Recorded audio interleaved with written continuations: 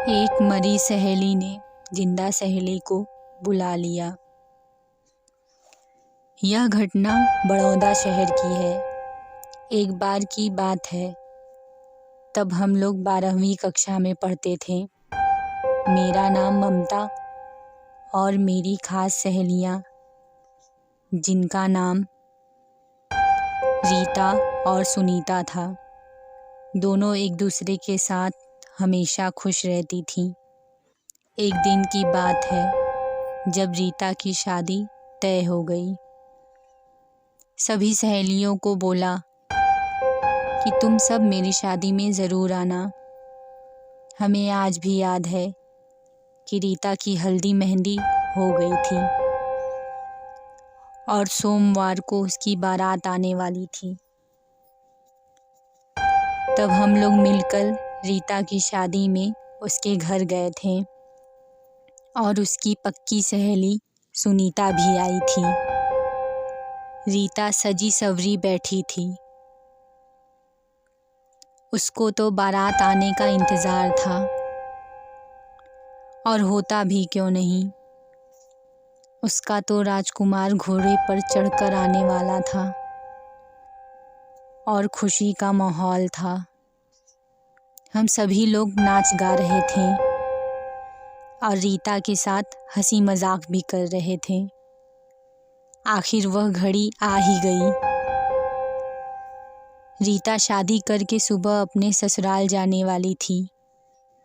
हम लोग तो रात को दूल्हा देख खाना खा पीकर अपने अपने घर चले आए थे, लेकिन सुनीता अपने घर जा रही थी।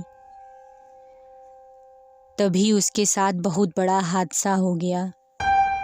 वह गाड़ी से टकराई और उसका सिर फट गया और उसकी वहीं पर मृत्यु हो गई। 4-5 महीने बीतने के बाद जब रीता ने सुनीता को फ़ोन किया तो उसके हाथ पांव सुन पड़ गए, क्योंकि वह फ़ोन सुनीता ने नहीं बल्कि उसकी माँ ने उठाया था।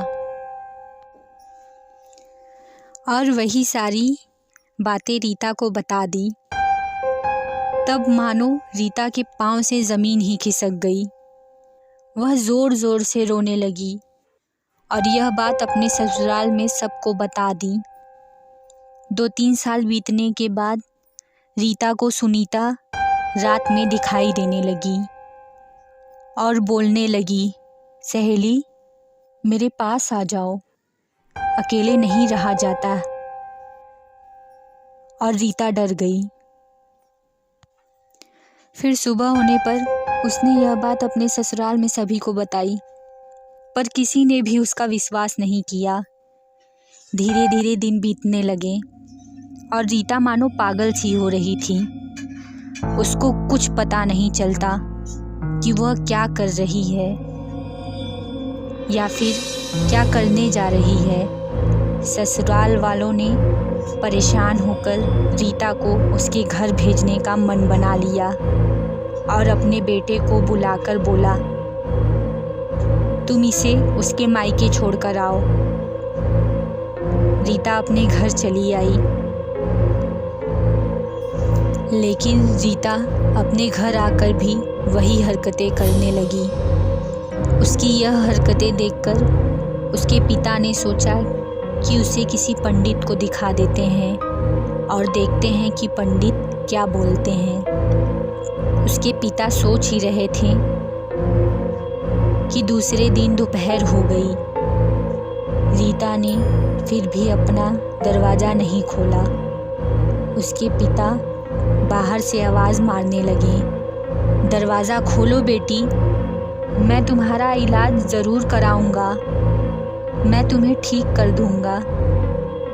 लेकिन अंदर से दरवाज़ा नहीं खुल रहा था।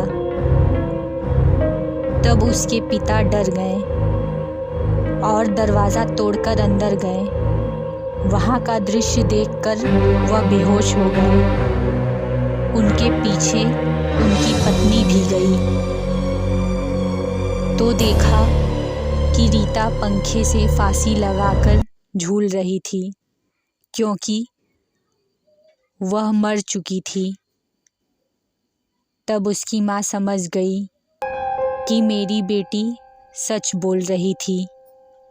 आज उसकी सहेली सुनीता उसे बुला ही ली। आखिर सुनीता मेरी बेटी को लेकर चली ही गई। दोस्तों, यह एक सच्ची घटना है। अगर आपको यह कहानी थोड़ी सी भी पसंद आई हो तो प्लीज़ हमारे चैनल को सब्सक्राइब करें, ताकि जब भी नई स्टोरी आए तो वो आप तक सबसे पहले पहुँचे।